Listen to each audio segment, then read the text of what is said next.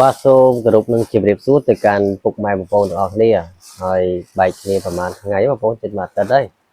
អញ្ចឹងថ្ងៃនេះគឺខ្ញុំយកសាច់រឿងរបស់បងស្រីម្នាក់ដែលគាត់នឹងគឺរបៀបថាការជាមួយប្តីគាត់នឹងគឺ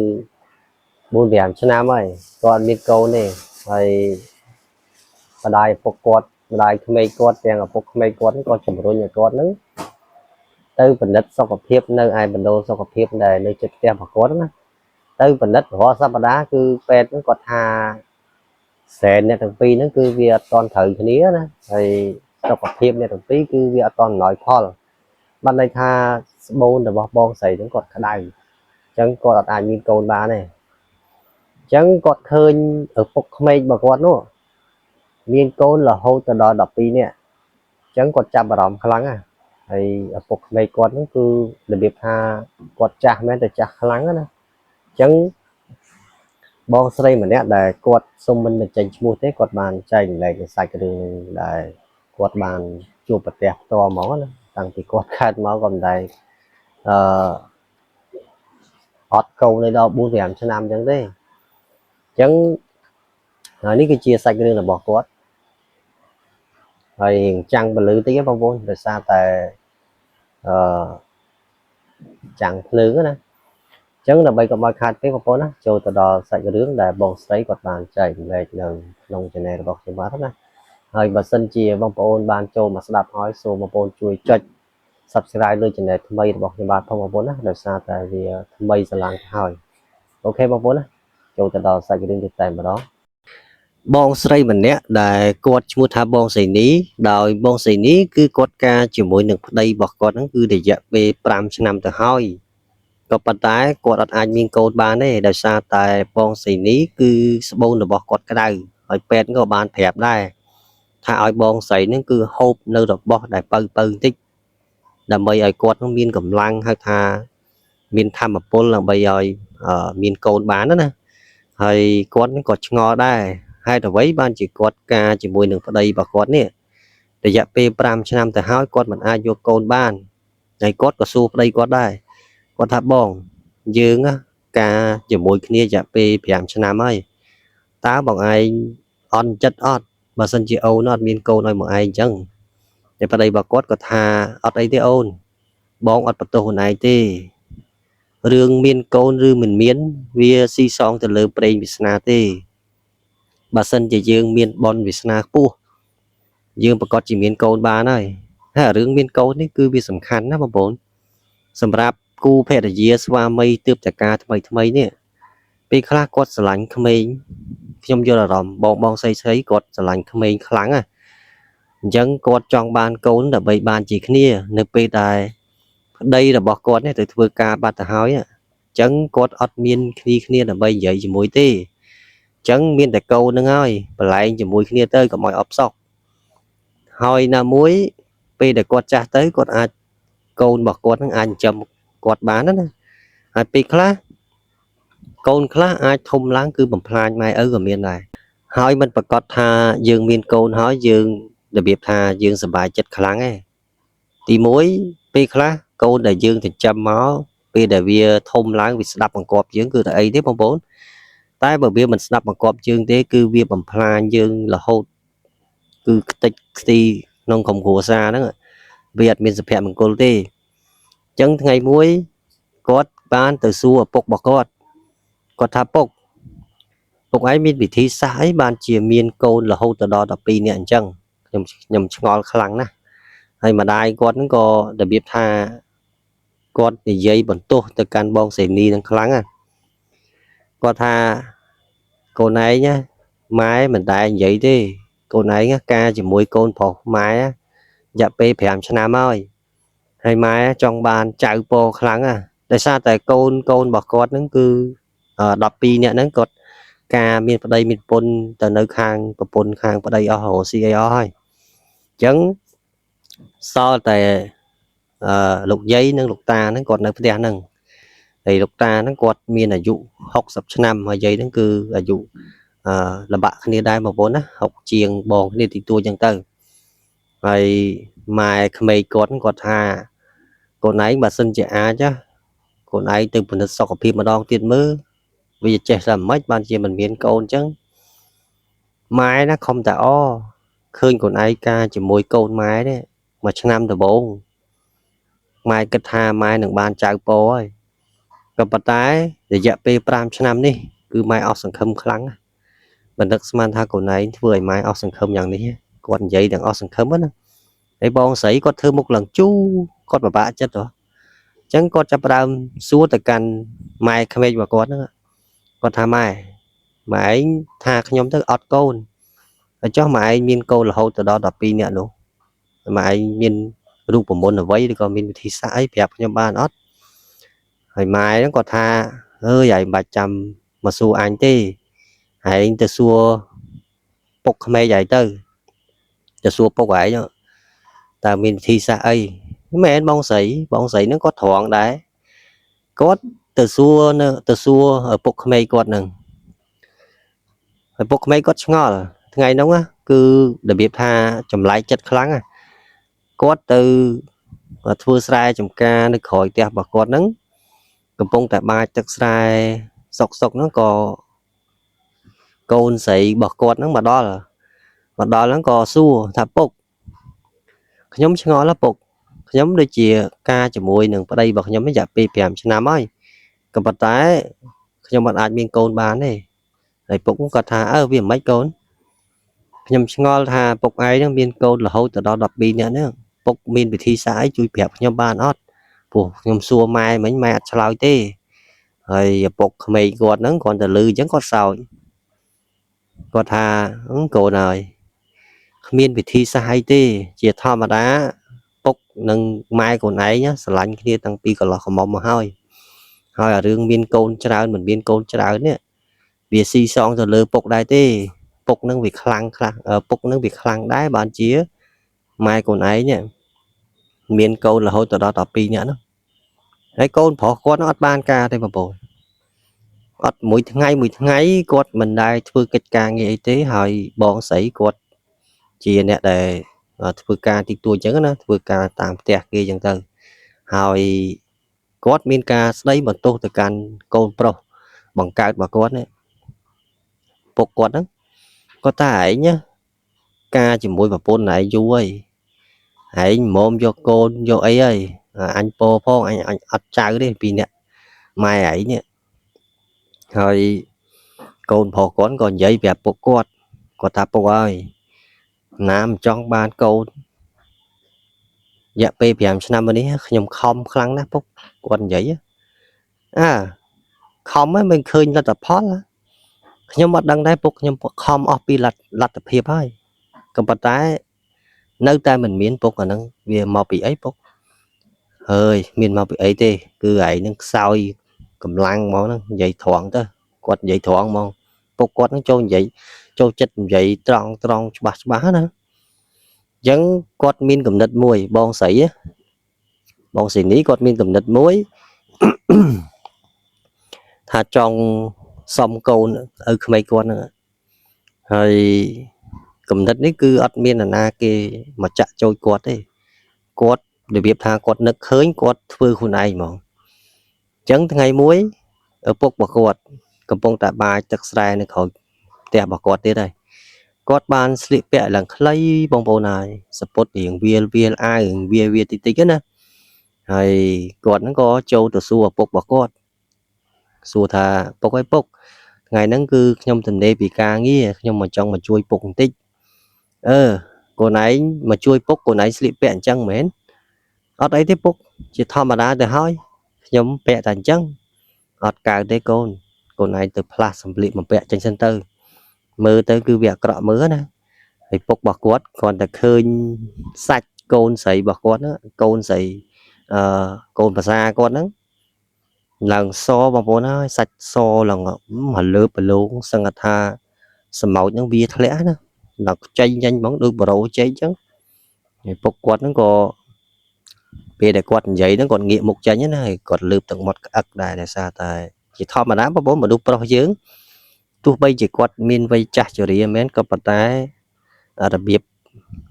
cam toàn là ha nó có bị nơi tích tích đai vì mến tặng thế chẳng bốc quạt nó có cần lấy này từng tí còn lướt từng một ức của khơi lư là bong sấy nó nghiền sò ạt chẳng hết này có đinh và ta cô này từ plak sầm liệp mà bẹ sân tơ cho mà chui bốc hay cọt nó cọt phỏm đây hay bốc cọt cái tha bà cô này phỏm bà chả bà chui bốc ấy ngày nắng cô này chậm ra cho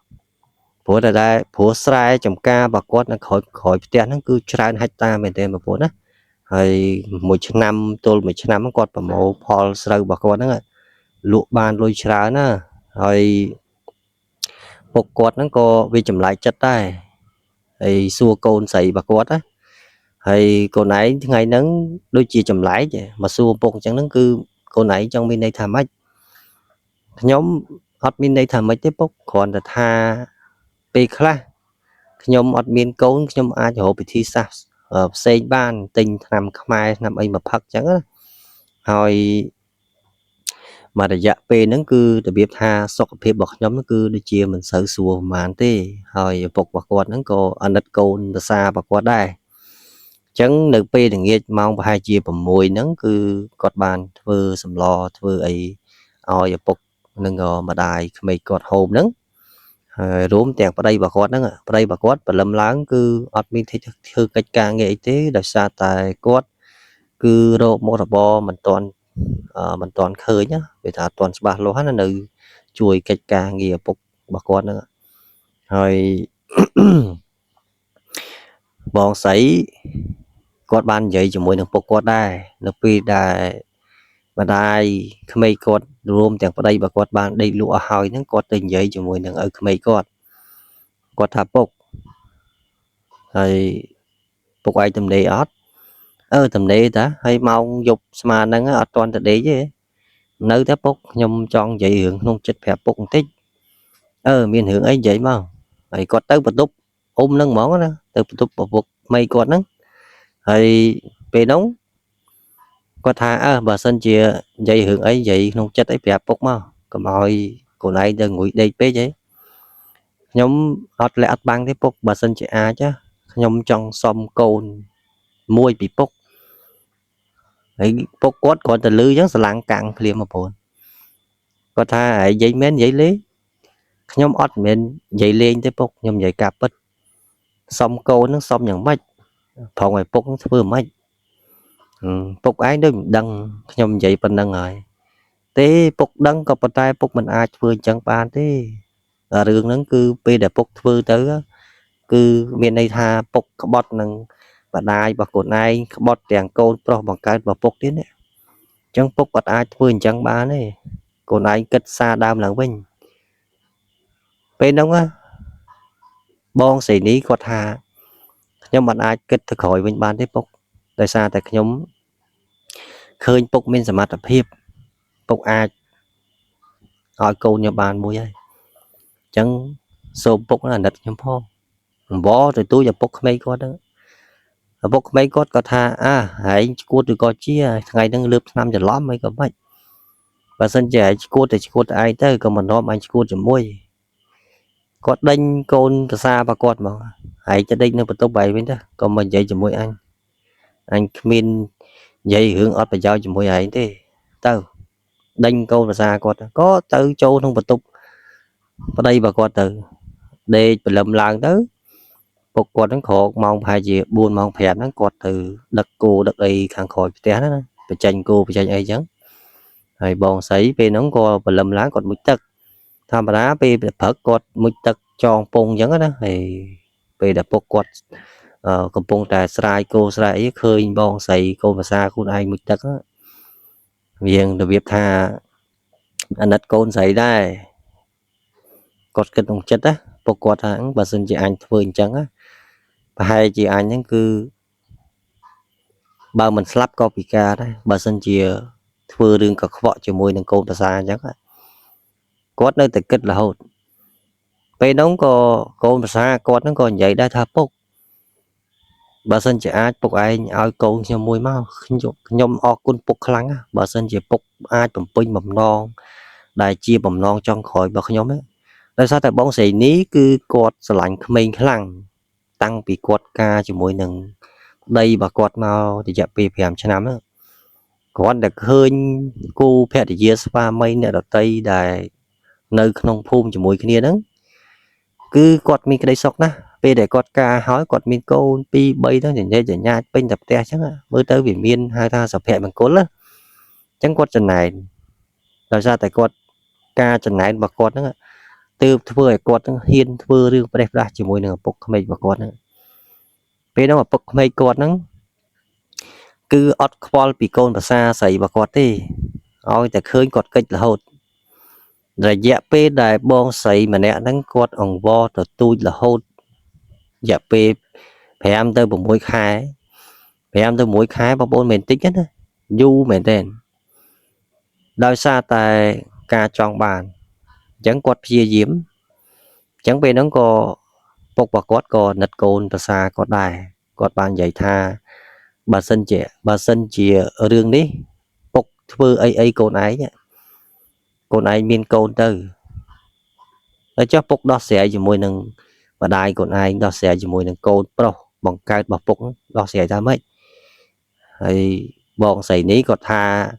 បើសិនជាពុកអត់និយាយខ្ញុំអត់និយាយគ្មានណាគេដឹងទេ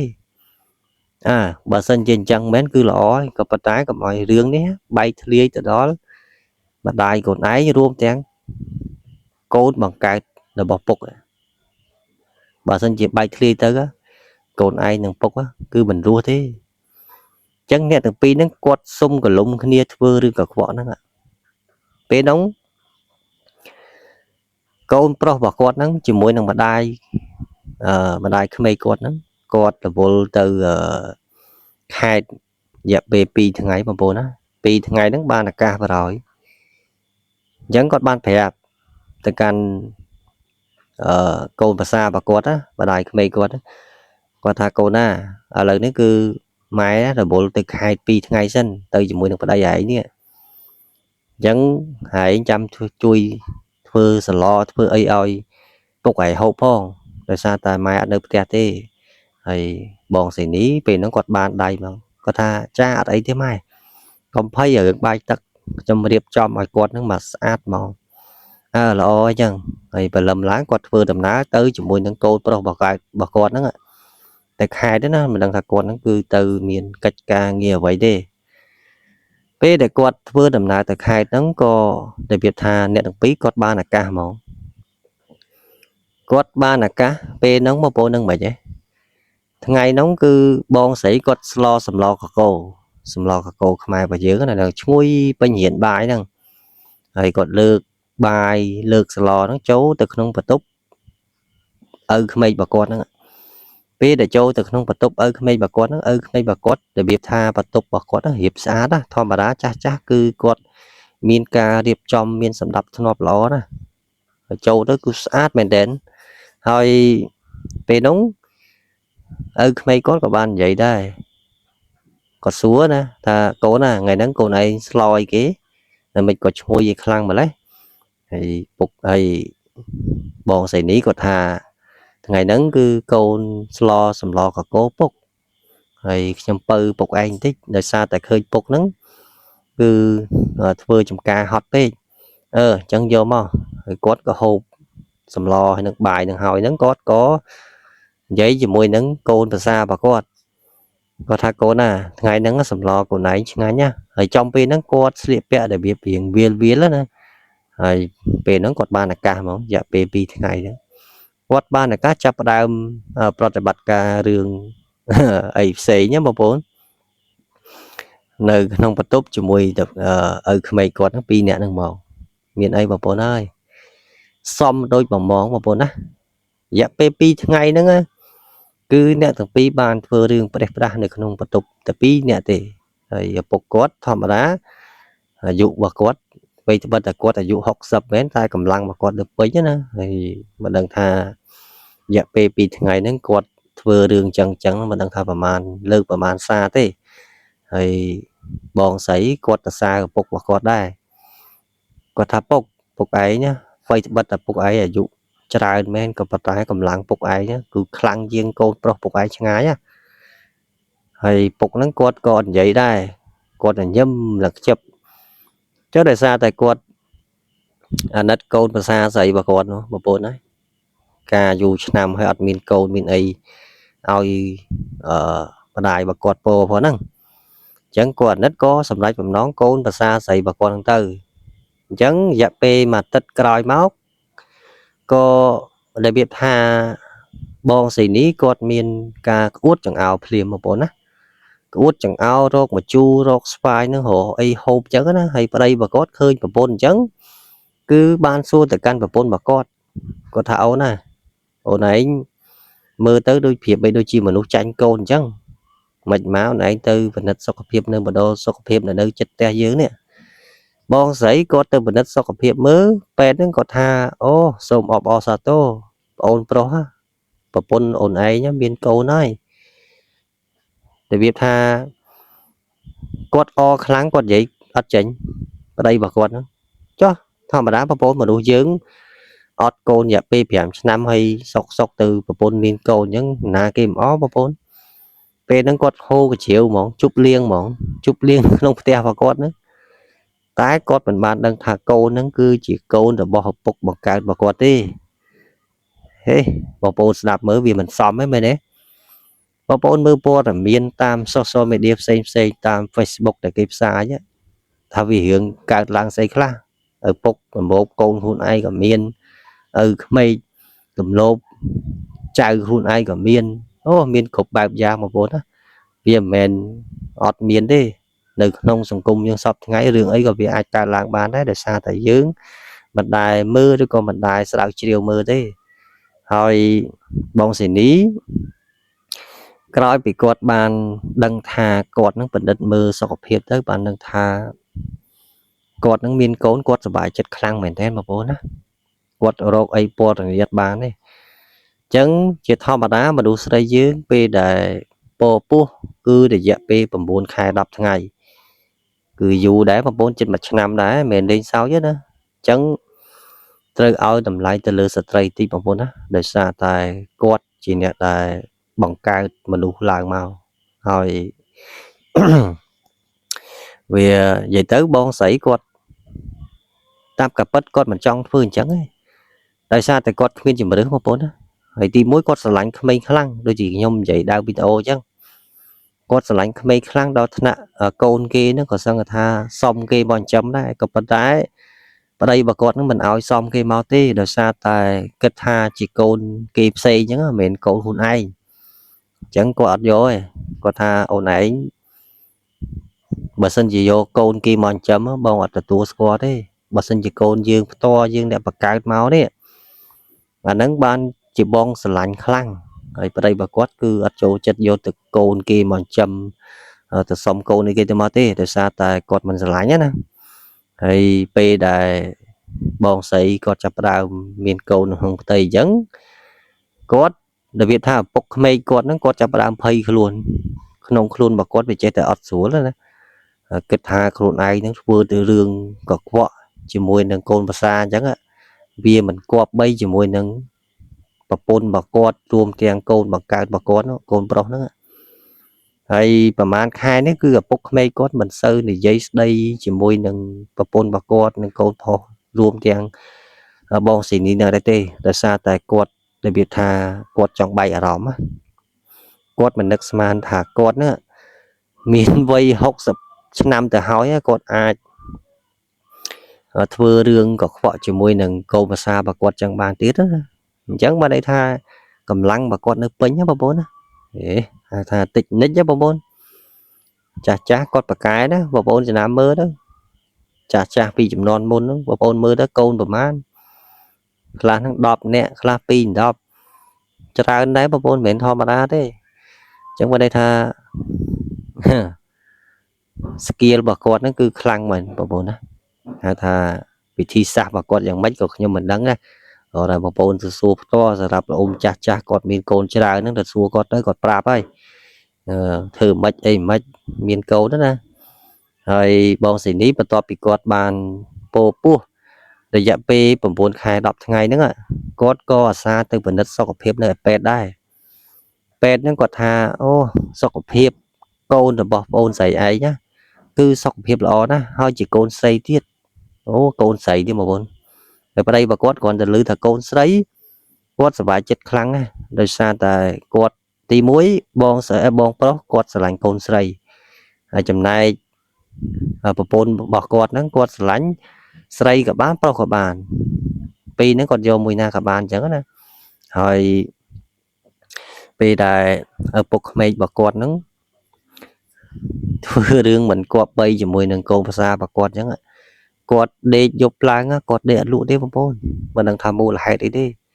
គាត់ដេកមិនលក់ហ្មងដេកពេលដែលគាត់បិទភ្នែកទៅគាត់សម័យឃើញថា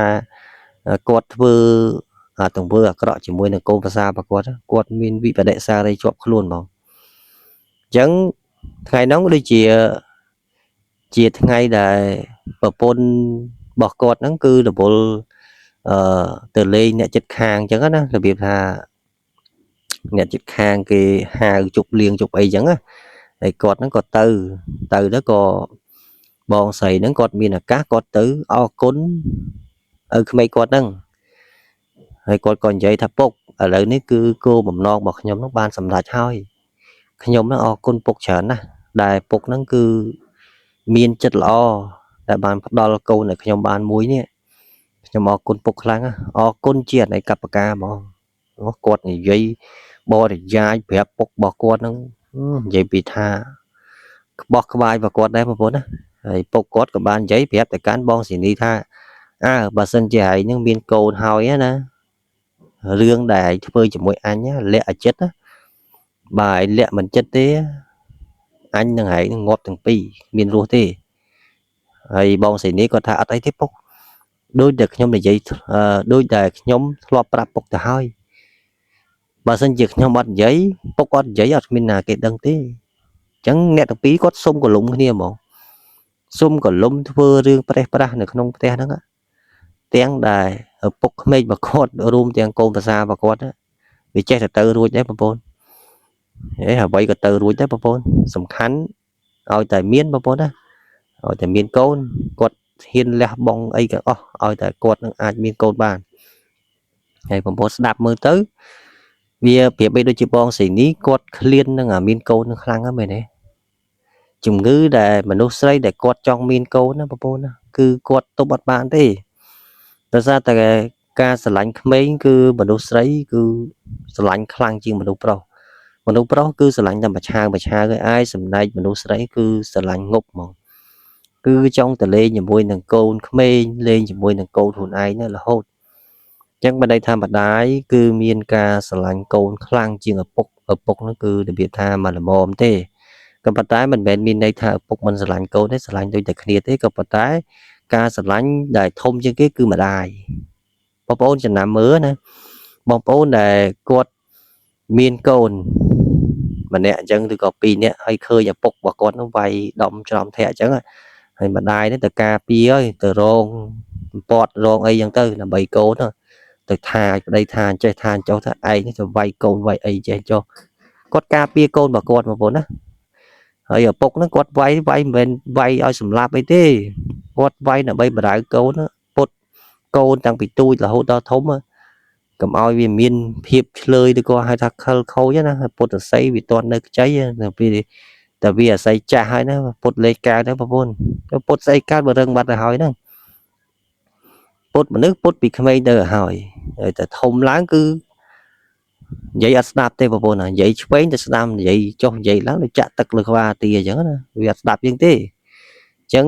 បានន័យថាកូនដែលតាំងធំឡើងហ្នឹងបងប្អូនណាពុតវាឲ្យទៅបើហាខូចវាយខ្លះទៅបើថាវាធ្វើល្អទេមិនបាច់ចាំបាច់វាយទេអាហ្នឹងវាហៅថាជាកលឹះល្អមួយយ៉ាងដែរបងប្អូនណាសម្រាប់បងប្អូនខ្លះគាត់ចិញ្ចឹមកូនហ្នឹងគាត់តំណកូនរបស់គាត់ណាខូចមិនត្រូវមិនល្អមិនក៏ចេះទៅដែរអត់មានបដៅកូនអីដើរផ្លូវល្អផ្លូវត្រង់អីទេអញ្ចឹងបើន័យថាឪពុកម្ដាយដែលចិញ្ចឹមកូនហ្នឹងគឺតំណកូនច្រើនពេកវាធ្វើឲ្យក្មេងហ្នឹងវាខូចធំឡើងគឺវាអត់ចេះធ្វើទៅធ្វើល្អស្អីទេគឺឲ្យតែចង់បានអីគឺចង់បានហ្នឹងហើយទោះបីជាវាទៅកាប់ចាក់វាយសម្លាប់គេក៏វាទៅដែរអាហ្នឹងគឺទោសនៃឪពុកម្ដាយដែលមិនបានចិញ្ចឹមកូនបានល្អណាហើយបើសិនជា dương bột mây bị tôi mà bàn ló tôi bây giờ về thôm láng của việc nơi đáp sầm đây bột việc là việc bàn lư bị mây mà nó bị xóm thì chia mà đã mấy bị chăm việc sầm đây thì có bột bàn ai tại bàn bà mà được có vay chẳng á chẳng cứ việc hiền thế chẳng bỏ được nhiều bình nếu bây đại cột nó cứ chất đo ngay sầm ra tại hỏi ở đây cột nó có bán chun và bồn cột nó từ một đồ sọc phim đầu tiết là mấy và nật mơ hay pet nó cột ha mùi ấy nhá chất đo ngay cao thôi và mình má mùi ấy và đây thằng pet nó màu mòn tới rồi về nó có bọn xì ní có thả ở đây tiếp ở ấy thế là cụ pet chăm nhom chư buộc chăm nhom mau và nói tới còn chơi đây thằng pet hay bục mày con nó còn hơi sẽ than là phía bon xì ní chẳng có đợt nật đây và bạn đái có đặt min một coi thì ta để nó cứ quạt ngặt nghiêm á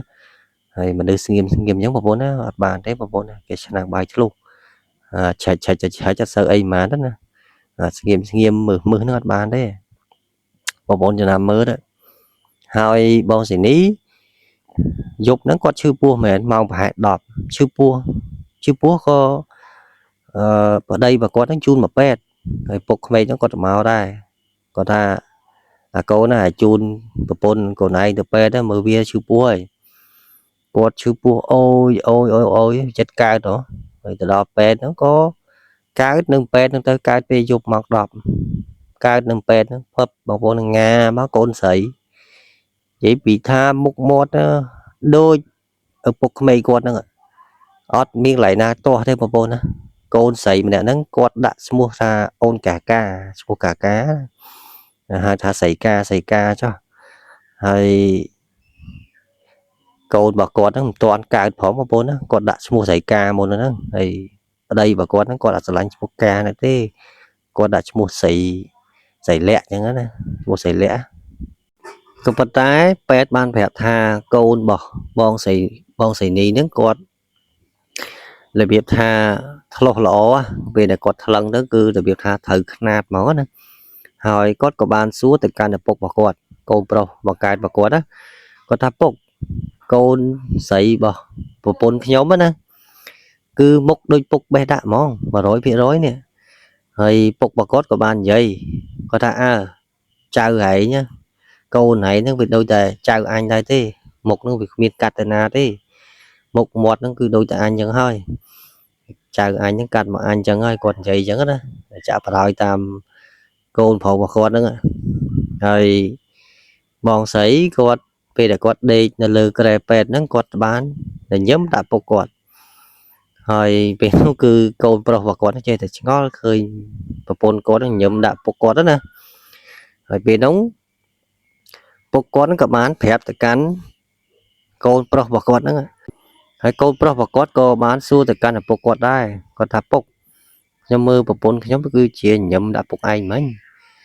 vì nhóm nó tại sao là việc ban côn sấy muối đó vì giờ bài chất viên đó bên này ấy play hay côn sấy nó tam cặp bật tới quạt trong đã mua sấy lẹ đi rồi bắt tay ở pôn quạt nó cứ quạt lạnh mua sấy ca quạt còn đã mua sấy ca từ hay gì bị tham bao nói đôi được vậy ra video chứ một bọc quạt nó cứ đôi ở bọc vậy bọc quạt mẹ chẳng quạt ban đây sầm ra nơi pet thì dẹp về mặt đất hay dẹp về mặt đất nó cứ sau cặp hiệp rồi bong xì ní có bàn và xào láng quạt có bàn tạt lọt vào tia vinh chỉ mùi thằng côn xây bằng cái côn xây bằng cái bọc quạt nó mà đọc tiền nó cứ mà đại mấy con nó còn được hơn trao xây bọc quạt nó quạt tờ con bay bom mà bố nó thay là hôn cho ọt trao dạ phê phèm cho nam rồi nè hay quạt mình sẽ lạnh không bây giờ mấy phê để xa tại bong sấy nó quạt giờ đúng đôi việc nhâm vậy đa video chân tại sao tại từ bốn bôn và bong sấy ni nó quạt tha pet quạt tha đại phê chẳng có là anh min cồn bà này chẳng quạt dạ phêประมาณ năm nó quạt bàn vừa đường mình quạt bay chỉ mùi đừng hai thà ở bục không quạt đó ban chỉ quạt miền cồn sấy mà đẻ đừng màu វាចម្លែកទេបងប្អូនស្ដាប់ទៅគឺវាមិនចម្លែកទេក៏ប៉ុន្តែឪពុកក្មេងគាត់ធ្វើនេះគឺដើម្បីសង្គ្រោះកូនប្រសារបស់គាត់ទេគោលបំណងរបស់គាត់ណាមិនមែនគាត់ធ្វើអញ្ចឹងហើយគាត់មានន័យថាគាត់សប្បាយជាមួយនឹងកូនប្រសារបស់គាត់ដោយសារតែរឿងកាមតណ្ហារបស់គាត់ទេគាត់ធ្វើអញ្ចឹងគឺដើម្បីបំពេញបំណងកូនប្រសារបស់គាត់ឲ្យកូនប្រសារបស់គាត់មានកូនមានចៅគេឯងទៅកុំឲ្យរស់នៅជាមួយនឹងប្តីរបស់គាត់ណាវាអត់មានកូនមានចៅមានអីអញ្ចឹងគេមើលងាយគាត់ថាងាប់អញណាការរយៈពេលយូរឆ្នាំអត់មានកូនមានអីអ្នកចិត្តខាងបានន័យថាមាត់អ្នកដតីគឺមិនអាចហាមគេបានទេបងប្អូនណាហើយចេះតែរិះគន់ហើយអូឃើញគូនោះការយូរឆ្នាំហើយមានកូនមានអីទេហ៎តើតែពេលគេមានកូនមួយហើយងាប់ហើយឃើញមានកូនមួយអត់ទាន់យកកូនមួយទៀតទេអីបងមានតែមួយហ្នឹងទេមើលទៅដូចកដោយកណ្ដែងដល់ណាវាអញ្ចឹងបងប្អូនមនុស្សយើងគឺមនុស្សម្នាក់មិនអាចផ្គប់ចិត្តមនុស្ស1000នាក់បានទេបងប្អូនណាអញ្ចឹងបងប្អូនពេលខ្លះរឿងដែលអយុត្តិធម៌ខ្លះគឺបងប្អូនលះចោលលះបានចេះលះទៅព្រោះមនុស្សយើងមិនបានទៅធ្វើតាមពាក្យសម្ដីរបស់អ្នកដទៃគ្រប់តែរឿងទេពេលខ្លះអ្នកដទៃគេនិយាយចឹងមែនក៏ប៉ុន្តែគេមិនមែនមករស់នៅជាមួយយើងមួយជីវិតណាបងប្អូនឧទាហរណ៍ពេលដែលបងប្អូនមានកូនបងប្អូនត្រូវចិញ្ចឹមកូនហ្នឹងត្រូវចិញ្ចឹមគេឲ្យរស់បានន័យថាពេលដែលយើងដែលជាឪពុកម្ដាយរបស់គេនេះបើយើងយកគេមកឲ្យវេទនាជាមួយយើងមិនចាំបាច់យកគេមកទេអញ្ចឹងពេលខ្លះឪពុកម្ដាយគ្រប់រូបគាត់មានទុក្ខលំបាកដោយសារតែកូនកើតមកវាត្រូវការដោះគោវាត្រូវការនំចំណីម្ហូបអាហារហ្នឹងដើម្បីផ្គប់ផ្គង់ឬក៏ចិញ្ចឹមបីបាច់នៅទីរក់ហ្នឹងឲ្យបានធំអញ្ចឹងឪពុកម្ដាយឬក៏ហៅថាមាតាបិតាគ្រប់រូបហ្នឹងទម្រាំតែគាត់ចិញ្ចឹមកូនធំតាំងពីទូចមកបាទជើងក្រហមពងានេះគឺគាត់ជួបឧបសគ្គច្រើនមែនតើហើយចាស់មិនមែនកូនតែមួយទេបងប្អូនដឹងស្រាប់ហើយកូន4 10នាក់ណោះហើយគាត់ចិញ្ចឹមនាំរស់មកមិនមែនអស់លុយតិចទេពេលខ្លះគាត់ទៅខ្ញុំគេលាក់រាល់ថ្ងៃដើម្បីតែកូនទេហើយកូននឹងពេលខ្លះធំឡើងនឹងក៏មិនចម្រើននៅក្នុងគ្រួសារនឹងដែរគឺបំផ្លាញម៉ែឪសើបគប់មិត្តភ័ក្តិជក់មកផឹកស្រាបរោះម៉ូតូបរោះអីចូលឡានក្រុងឡានអីហ្នឹងអាហ្នឹងសិតថាជាកូនល្អហើយបានធំឡើងអញ្ចឹងនោះហើយឪពុកម្ដាយគ្រប់រូបគឺគាត់មិនចង់បានអីពីកូនទេសូមឲ្យតែកូននឹងរស់នៅជាមួយនឹងប្តីប្រពន្ធវារកស៊ីឲ្យមានបានទៅហើយវានឹងកុំឲ្យតែវានឹងធ្វើឲ្យឪពុកម្ដាយទឹកភ្នែកទៅបានហើយអញ្ចឹងបានន័យថាកូនខ្លះគឺចម្រើនចំណែកឲ្យកូនខ្លះទៀតអត់ចម្រើនទេគឺបំផ្លាញឪពុកម្ដាយរបស់យើងពេលខ្លះគាត់ធូរធារអត់អីទេបងប្អូនណាសម្រាប់ឪពុកម្ដាយខ្លះគាត់រកព្រឹកខ្វះងាយខ្វះព្រឹកឃើញកូនទៅរៀនហ្នឹងអត់មានម៉ូតូជិះថ្មីគេហ្នឹងទៅខ្ចីលុយអង្គការហ្នឹងយកមកទិញម៉ូតូឲ្យកូនជិះហើយចំណែកបំណុលហ្នឹងក៏ឪពុកឬក៏ម្ដាយហ្នឹងជាអ្នកសងឲ្យរកមកបេះតកួនបេះអីបេះផលិតអីទៅលក់ទៅដូរនៅផ្សារហ្នឹងបានពី 20000 4 100000មកទៅសងអង្គការអីចឹងទៅ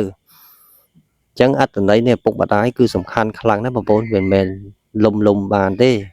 ចំណែកឯឪពុកក្មេករបស់គាត់បន្ទាប់ពីគាត់បានឃើញកូនស្រីរបស់គាត់ហ្នឹងមានសុភមង្គលអញ្ចឹងគាត់ក៏ញញឹមដោយសារតែគាត់បានបំពេញដំណងនិងសំណើរបស់បងសេនីដែលត្រូវជាកូនប្រសារបស់គាត់ហ្នឹងហើយកូនប្រុសបង្កើតរបស់គាត់ហ្នឹងអត់បានដឹងថាឪពុកបង្កើតខ្លួនឯងហ្នឹងបានធ្វើរឿងប្រេះប្រាស់ជាមួយនឹងប្រពន្ធរបស់ខ្លួនទេរហូតដល់គាត់នឹងមានកូនស្រីមួយហើយបងសេនីគាត់មិនប្រាប់រឿងរ៉ាវទៅកាន់ប្តីរបស់គាត់ទេដោយសារតែគាត់បានសន្យាជាមួយនឹងឪពុកក្មេករបស់គាត់នោះថាគាត់នឹងគឺនឹងលាក់រឿងនឹងឲ្យចិត្តដោយសារតែគាត់មិនចង់ឲ្យរឿងនឹងបែកធ្លាយទៅដោយសារតែពេលដែលដឹងទៅដល់ម្ដាយក្មេកគាត់រួមទាំងប្តីរបស់គាត់ហ្នឹងអ្នកទាំងពីរគឺត្រូវតែស្លាប់ហើយបើមិនស្លាប់ក៏ពិការដែរអញ្ចឹងសង្ឃឹមថាបងប្អូនស្ដាប់នៅសាច់រឿងនេះគឺបងប្អូនអាចគិតពិចារណាមើលថាបងស្រីគាត់ធ្វើអញ្ចឹងខុសឬក៏គាត់ធ្វើអញ្ចឹងត្រូវអញ្ចឹងណាហើយឪពុកក្មេកគាត់តាមកាពិតទៅគឺគាត់មិនមានកំហុសទេដោយសារតែគាត់ធ្វើនេះគាត់ធ្វើដើម្បីបំពេញបំណងទៅដល់កូនប្រសារបស់គាត់នោះដែលសុំទទូចអង្វររហូតនោះ អញ្ចឹងពេលខ្លះគាត់ធុញដែរបងប្អូនពុកក្មេងគាត់ឃើញកូនប្រសាគាត់វថ្ងៃអញ្ចឹងក៏គាត់នឹងពេញម្ដងតាមតាណាអញ្ចឹងទៅវាធម្មតាទៅហើយបងប្អូនណាសាច់នៅមាត់ហើយវាមិនស៊ីវាមិនកើតបងប្អូនណាខ្លាណាវាជារួមគឺសម្ោចហើយស្ករនៅមួយគ្នាវាធម្មតាហើយសម្ោចនេះវាប្រកាសជាស៊ីស្ករហ្នឹងហើយវាមិនស៊ីស្ករហ្នឹងវាទើបចម្លែកអញ្ចឹងខ្ញុំភ្លេចប្រាប់បងប្អូនហើយខ្ញុំមាន2សាច់រឿងហើយសាច់រឿងចុងក្រោយគឺមានសម្រាប់បងប្អូនដែរដោយសារតែមានប្រិមិត្តគាត់បានចែកម្លែកមកដែរណាគាត់បាននិយាយរឿងរបៀបថាលក្ខណៈគ្រឿងគ្រួសារដែរទេគាត់បាននិយាយថាបងស្រីគឺគាត់ជាអ្នកដែលរស់នៅក្នុងភូមិផ្ទាល់តែម្ដងហើយបងស្រីនេះគឺឈ្មោះថាបងស្រីមុំគាត់មេម៉ាយរយៈពេល3ឆ្នាំហើយដោយសារតែទំនាស់នៅក្នុងក្រុមគ្រួសាររបស់គាត់ហ្នឹងគឺវាកើតឡើងរហូតបងស្រីមុំគាត់ថាប្តីរបស់គាត់ហ្នឹងតាំងពីគាត់ការជាមួយគ្នាមកគាត់បានកូន2នាក់ប្រុសមួយស្រីមួយណាហើយរស់នៅរយៈពេល 2-3 ឆ្នាំហ្នឹងប្តីរបស់គាត់ហ្នឹងគឺបំផ្លាញគាត់រហូតអត់ចេះជួយធ្វើកិច្ចការងារអីទេបលឹមឡើងគឺដឹងថាស្វឹងហើយបងស្រីគាត់ពិបាកចិត្តខ្លាំងណាឲ្យតែប្តីរបស់គាត់ស្វឹងហ្នឹងគឺវាយដំច្រំធាក់បងស្រីរហូតអញ្ចឹងគាត់ទ្រាំរហូតរយៈពេល3ឆ្នាំហ្នឹងគឺបានលែងលះគ្នាមកតែសារតែប្តីរបស់គាត់ហ្នឹងបំផ្លាញគាត់ច្រើនពេកណាហើយបងស្រីមុំតាមក៏ពិតទៅធម្មតាបងប្អូនណាមនុស្សយើងពេលដែលយើងទទួលយកដែលទង្វើរបស់មនុស្សប្រុសដែលធ្វើមកលើយើងនេះយើងទ្រាំយូរពេកក៏វាកើតដែរអញ្ចឹងកន្លែងណាដែលឲ្យតម្លៃយើងចាំយើងនៅបងប្អូនណាកន្លែងណាដែលមិនឲ្យតម្លៃយើងទេមិនបាច់ចាំបាច់នៅទេវាគ្មានន័យអីសម្រាប់យើងទេចុះគេអត់ទុកយើងជាមនុស្សសំខាន់ផងហ្នឹងយើងចិញ្ចឹមកូនខ្លួនឯងរកស៊ីខ្លួនឯងហើយប្តីនោះផឹកស្រាជក់ម៉ាឬក៏ហៅថាសើបគប់នៅមិត្តដែលនាំទៅពាលីអាវ៉ាសាយអញ្ចឹងណានាំទៅធ្វើទង្វើទុច្ចរិតផ្សេងអញ្ចឹងទៅតែរឿងសើបគប់នោះក៏សំខាន់ដែរបងប្អូនណាមិនមែនធម្មតាណាសើបគប់មិត្តណាមិត្តណានាំយើងទៅធ្វើទង្វើល្អមិនអីទេមិត្តខ្លះហ្នឹងគឺសើបគប់ទៅនាំយើងទៅជក់ម៉ាផឹកស្រាដើរលេងដាច់យប់អញ្ចឹងទៅបំផ្លាញលុយម៉ែឪក៏មានដែរអាហ្នឹងគឺរឿងសើបគប់ក៏សំខាន់ដែរដូចជាខ្ញុំនិយាយទៅប៉ះពាល់អ្នកដែលហូបស្រាផឹកស៊ីទៀតក៏សូមអធិស្ឋានផងដូចជាបងប្អូនសើបគប់អ្នកផឹកបងប្អូនប្រកាសចេះផឹកតាមគេបើសិនជាបងប្អូនអត់ចេះផឹកបងប្អូនចូលមួយគេមកចុះបងប្អូនសើបគប់អ្នកដែលជក់បងប្អូនប្រកាសចេះជក់ដូចគេអញ្ចឹងវាទៅតែមួយខ្សែអញ្ចឹងហ្មងអញ្ចឹងបកបរឿងជាងវិញនៅពេលដែលបងស្រីគាត់បានលែងលះជាមួយនឹងប្តីរបស់គាត់ហើយហ្នឹងគាត់បានទៅស្គាល់នឹងលោកពូម្នាក់ដែលគាត់ហ្នឹងគឺជាបរោះពោះម៉ាយដែរហើយបងស្រីក៏គាត់មេម៉ាយបងប្រុសក៏គាត់ពោះម៉ាយហើយចាមេម៉ាយនិងពោះម៉ាយហ្នឹងវាស៊ីគ្នាដែរបងប្អូនណាហើយគាត់ហ្នឹងជាអ្នកដែលធ្វើការខាងធនាគារហើយពេលហ្នឹងបងស្រីគាត់ខ្វះលុយផាកាណាគាត់ទៅខ្ចីលុយធនាគារហ្នឹងគាត់ស្គាល់បងប្រុសម្នាក់ហ្នឹងហើយគាត់ក៏បានសួរពេលហ្នឹងគាត់សុំខ្ចីលុយ100ណាដោយសារតែមានជីវភាពរៀងលំបាកបន្តិចគាត់ក៏បានស្គាល់លោកគ្រូម្នាក់ហ្នឹងហើយគាត់ក៏សួរដែរលោកគ្រូធនាគារលោកគ្រូអាចចងការលុយបានប៉ុន្មានក៏បានដែរឲ្យតែបងឯងមានលទ្ធភាពសងហើយបងឯងនៅក្នុងផ្ទះហ្នឹងមានអីខ្លះធម្មតាបងស្រីមុំគាត់ស្រែចម្ការរបស់គាត់រៀងច្រើនគួរសមដែរដោយសារតែដីហ្នឹងដីជាគេពីឪពុកម្ដាយរបស់គាត់មកនោះដែលចែកឲ្យគាត់ណាហើយគាត់នឹងលែងលះជាមួយនឹងប្តីរបស់គាត់ហ្នឹងគឺប្តីរបស់គាត់ហ្នឹងទៅតែខ្លួនទេគឺអត់បានយកទ្រព្យសម្បត្តិរបស់បងស្រីមុំហ្នឹងដើម្បីយកទៅចាយទេហើយថាមក3ទៅវិញ3បងប្អូនណាមានអីចម្លែកបងប្អូនណាអញ្ចឹងគាត់ខ្ចីលោកគ្រូនឹង100ចេញធនាគារហ្នឹងហើយគាត់បងតាមអាទិត្យអញ្ចឹងទៅ chạy cho cây lá lại phèm hồi là bằng hồ đó thì bọn sấy có cột khàn bóng đá thì là cũ của cột ở thai đây là sao tại cột nó cứ đặc biệt tha cột pin chất bọn sấy đằng đá đó thì cột có bàn giấy phép tại căn bọn sấy mông đằng tha còn giấy thòng mong có tha ở tốt và sân chia bố su mùi mùi ai tha mùi ấy sập ngay mùi ai miên ở đây miên ấy nữa thì câu nó câu bọn là cái thì thò mà đá quạt máu quạt khơi là côn mấy quạt mình đang thật côn là cái thì quát có xua xua chẳng cái đó thì bon thì móng có tha côn nó côn bật nhom thì nhom nó cứ mãi dạ bị bay sang nam ấy thì tham gặp bất tới nó cứ nhom đại gặp được cụ thế từ tại là cụ xua chẳng bật nhom prap ó mãi vô mãi đôi chia sát mẹ ổn sát mẹ mùi thò mà đá bà bốn quạt mãi mấy tay sạch và quát sát á bon xây nó sạch là cả bấp bấp mà cặp phơ đây cặp phao nhá vậy bị tha một mọt mu cả lon đôi hai pin bo là mấy giống đó ô sạch này đem vào bữa đó sạch chiên cả móm bắt đầu đấy mua sáng ngày tha con mơ đó cứ để biết tha con mình bên chi mà nuôi để miên câu nữa mà đã bao bon xây cái lắc con vì thôi bắt đầu con miên câu nói con chạy liền luôn chạy thai luôn điệp lê điệp krem điệp bát sao nữa ấy vậy bị tha sạch và con mà em mó này thì có sang mình chưa lực cụ mình nè có tháng mẹn câu bật mùi ai chứ câu cái nhóm mẹn ta nhóm bật họ thế có bán hai câu mà con màu có còn vậy là câu nè ở lấy mày mạ su của này ở lấy pú có tha cô này nhưng mẹn câu mãi mắt trắng mắt pu nó còn vậy không ấy vậy việc tha mấy như vậy chứ chạch chạch trắng á thì có bán score bon xài đừng từ score cho score láng có chơi là hỗ trợ đó mà pon là nó cứ quạt bongประจำ khá cứ quạt khan là hốt ấy về nóng bong phó quạt đặc biệt thay quạt sờ lạnh bong xì mông nước đá đó quạt có bàn giấy cho mùi nắng bong xì mông nước tha ở lấy nước khang từ nia kia khang mê bong nó ai mà tia lôi chẳng còn ai mình lôi bong ớt ngày nắng bà sân chia ớt miền tiêu này chạy bong thân tư chạy cài phơi cá nè thà ớt miền tiêu là cụ ơi hồ xìm sợ bàn ấy là cụ ai tranh sân tư cốt có tranh tới vô lôi to luôn mà cốt máu nó vô lôi việc hai cốt nó tứ bong chùm đua bong xầy mông nâng chẳng có bà bố nó hai ta dương sẽ lạnh cái sọc chích lẹ bong vậy vậy cục giá nó bị ắt chùm lấy tiếp bà bố xùm rắp mà lúc để dương sẽ lạnh bích dương phòng dột vừa chỉ cua nà cốt hói lẹ bong ấy còn lẹ tới chỉ vật phụ ấy nó còn lẹ tới ít min ớt lẹ thế bà bố nó ớt cả đấy về đóng có các bạn vậy tha ở đấy thế chăm pú vô lùi khuôn ai bong chùm nuôi các bạn đây chẳng ngày nóng quạt mà lên tia bong sẽ mong mà đòn tiết quát các bạn vậy tha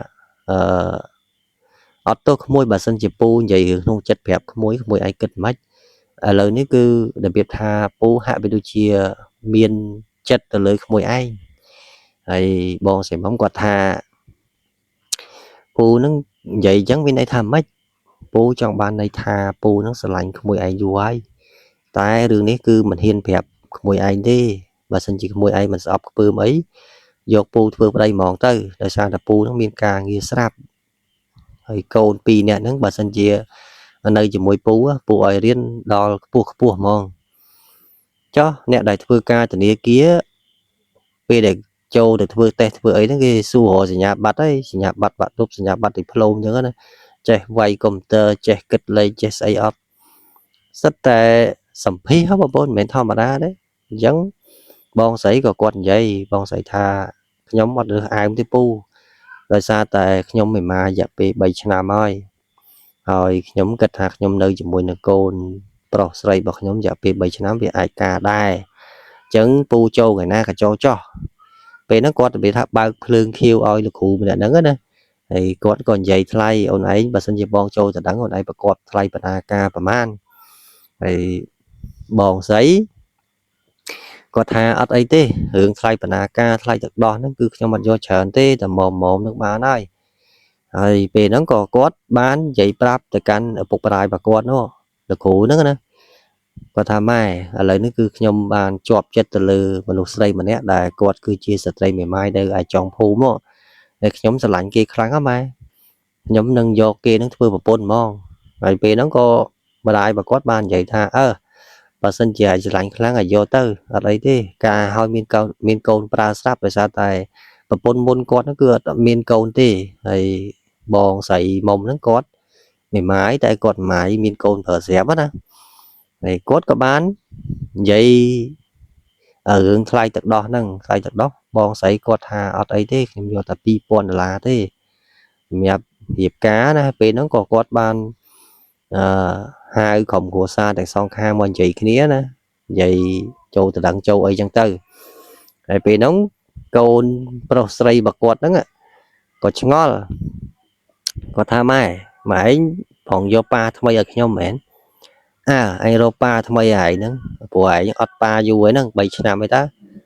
ឯងរកប៉ាថ្មីឲ្យហ្នឹងទុកហៅគេកុំឲ្យ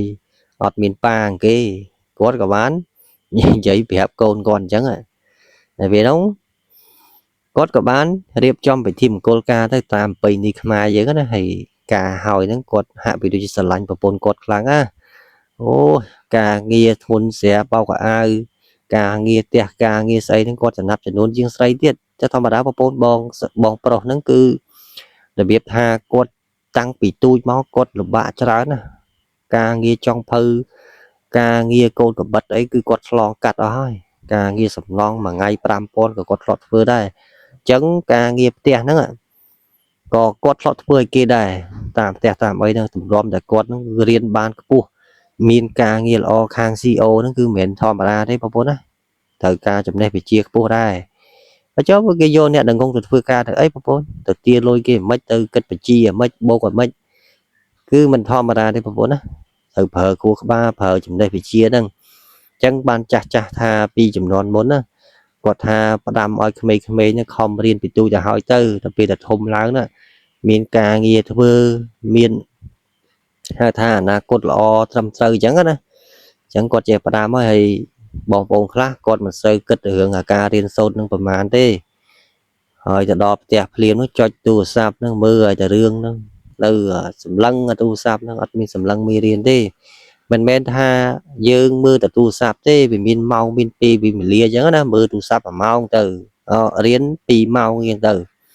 អញ្ចឹងយើងត្រូវបែងចែកពេលវេលាច្បាស់លាស់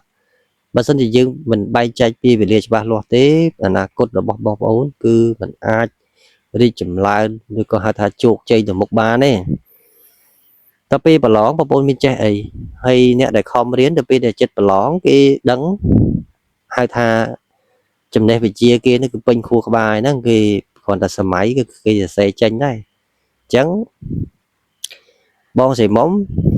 គាត់ចាប់ផ្ដើមមើលហៅថាអត្តចរិតប្តីរបស់គាត់ហ្នឹងរស់នៅជាមួយនឹងគាត់រយៈពេលមួយអាទិត្យហ្នឹងគាត់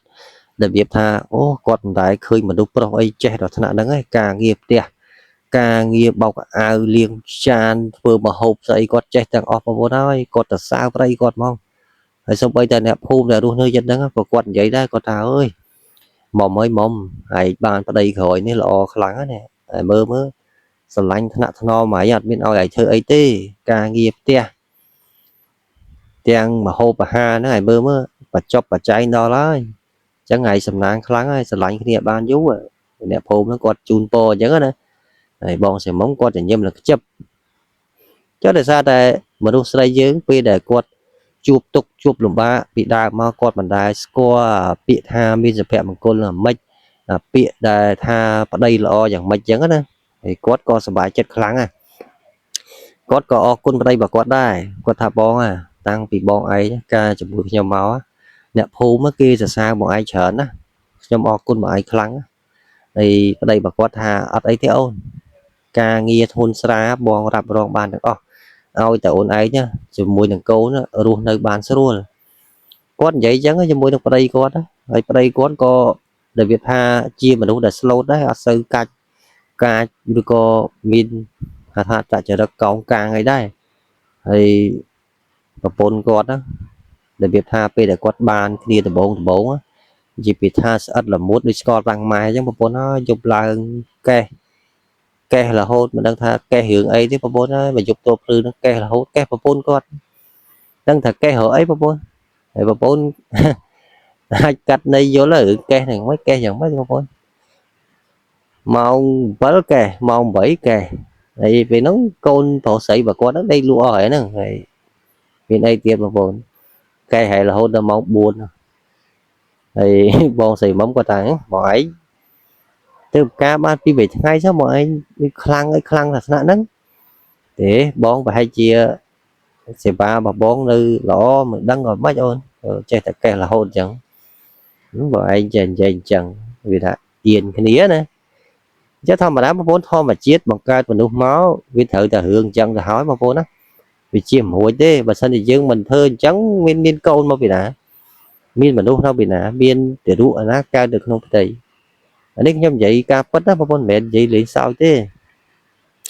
chẳng còn to bị nhận được pi cọt ban sờ lạnh nia để dạp về mà năm từ vốn nó cứ cọt bàn cò sang của xa được tôi mới nữa vừa để biết tha ở miền là na cốt lọ mỏ đó rồi cọt vừa tẹt bò thông mùi rồi tập bồn cọt nấu chỉ mùi là cô phô xây bà cọt đó rồi cô phô xây bà cọt nó còn ở riêng là hốt tao đo chóp đó rồi tha bạn nhà bắt hay tha bật đất dân tư làm thì mui thì pi thì bây giờ đó rồi bọn sấy kết tới con mì mái tay con mì mái sầm náng một bốn thì bọn sấy là con mì mái mấy cái bật đá con mình ai sầm náng đôi chỉ bọn sấy mỏng ấy đang hai thợ bon Việt Nam mà bon Việt Nam mà đủ chướng mượt khơi thế ta đo cu đo pi đo vật lý đứng mau ai mà chẳng sẽ là bon khác bon phổ bon sấy khác con để biết là con sờ lạnh mình đủ sấy mà đấy cái khác con là hiên xa là phê ấy chẳng pi vật lý vì can tài cơ theo một bật tích mà đo chẳng dân ở hạt cả hai chẳng dương phép cái phép ở nông chất nó ở sân tới tua bay chia mà đủ sấy đại dương sờ lạnh những con mình sờ lạnh như còn mình sờ lạnh mình tua vô ấy cứ dương ban phép từ kia thôi nó cứ khát pe dớ mà bốn chẳng sờ vào bốn khác con sờ lạnh kia nó lẹ tục nông chất nó ơi ở hiên phép kia thế sờ vào nhóm mà bốn mà sinh như sờ lạnh mình đủ sấy mình cứ trong prap kia kia bạn để sai là nó cứ cất từ tam nó tiết họ xây như tư rồi bên đây xây bên là cô nó mình miên là mình đủ sấy nó môi nè cái khác mà bốn chuột chụp vẹn là rú riêng cai mà đủ sấy á bốn á vậy thì bật tại quạt men có bật ta ai thật hay ở thêm xua vậy ta ai chấm rõ bà con nó dụ lo con nó là hôn là bay sập năm nó ta hữu hiện bà con nơi so nơi xa là hôn đó chắc bên đây tham mà nuôi dương cư rú riêng cai nó cứ vì mình tiên tiên bà bốn á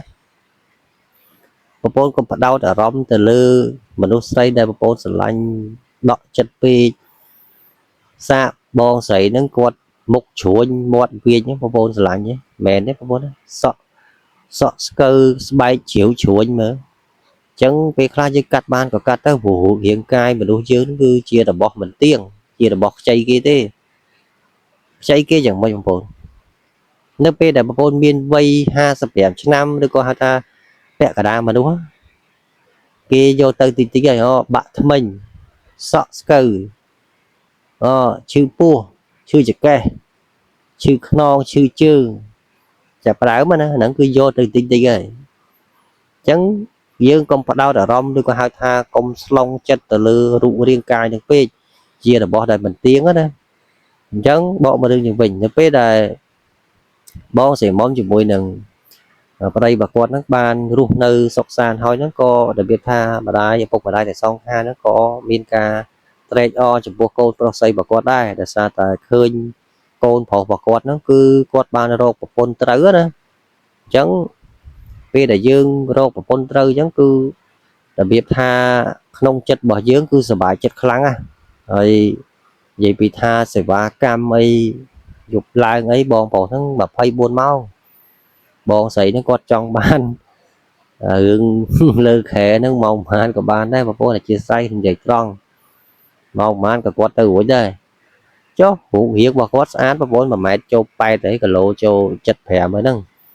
rồi cầm lăng đôi tầm mời với nó một bốn đấy lăng mày tên rồi bọn sĩ quật họ đó là bọn đó là khlang giống này sao sỏi ដូចជាអត់សូវចង់បានហ្មងទេអញ្ចឹងពេលខ្លះបរោះយើងផ្ដល់ទៅឲ្យស្ត្រីអត់ដល់ពេលខ្លះគាត់អាចមានការអន់ចិត្តដែរពេលខ្លះគាត់អាចទៅរកសហាយមានថ្មីចោលយើងអញ្ចឹងណាវាអត់ទៀងទេអញ្ចឹងសង្ឃឹមថាបងប្អូនស្ដាប់នៅសាច់រឿងពីរនេះបងប្អូនអាចកាត់យល់ថាសាច់រឿងពីរនេះតើបងប្អូនចូលចិត្តស្ដាប់នៅសាច់រឿងទី1ឬក៏សាច់រឿងទី2ខ្ញុំគិតថារយៈពេល1ម៉ោងជាងនេះគឺបងប្អូនអាចស្ដាប់ពីសាច់រឿងហ្នឹងគឺរបៀបថាវាចម្លែកអារម្មណ៍ហ្នឹងមែនទេតាមការពិតសាច់រឿងដែលប្រិមិត្តគាត់បានចែកម្លែកមកពេលខ្លះខ្ញុំមិនហ៊ាននិយាយទេរឿងគ្រួសារអីហ៎ហើយដល់ការសំណូមពរពីប្រិមិត្តរបស់យើងគាត់បានប្រាប់មកខ្ញុំណាអញ្ចឹងបន្ទាប់ពីបងប្អូនបានស្ដាប់នៅសាច់រឿងរបស់បងស្រីម្នាក់ដែលគាត់គឺអាយុឆ្នាំប៉ុន្តែគាត់អត់មានកូនទេហើយពេទ្យហ្នឹងក៏បានប្រាប់ដែរឲ្យគាត់ហ្នឹងហូបអាហាររបស់ដែលពៅណាហើយគាត់នឹងមានសុខភាពល្អទៅគាត់អាចមានកូនជាមួយប្តីគាត់អញ្ចឹងណាហើយគាត់ក៏របៀបថាស្ដាប់តាមពេទ្យដែរហើយមិនដឹងយ៉ាងម៉េចបងប្អូនណាគាត់ទៅសុំកូននៅក្មេងគាត់វាចម្លែកមែនទេតែខ្ញុំគិតថារឿងនេះបើសិនជាដឹងទៅដល់ប្រពន្ធរបស់គាត់រួមទាំងកូនប្រុសរបស់គាត់ណាម្នាក់ហ្នឹងនឹងបងស្រីហ្នឹងគឺត្រូវស្លាប់ហើយដោយសារតែគាត់ធ្វើទង្វើមិនគប្បីចំពោះប្រពន្ធរបស់គាត់ហើយនឹងកូនប្រុសរបស់គាត់កូនប្រុសបង្កើតណាហើយបងស្រីហ្នឹងគាត់ចេះតែវង្វរទទូច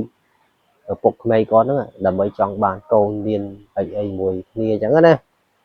វាបាក់ដែរបងប្អូនណាមនុស្សស្រីការឲ្យអត់មានកូនវាមើលទៅវាអត់សូវល្អទេហើយយើងជួបគ្នានៅវីដេអូក្រោយទៀតបងប្អូនណា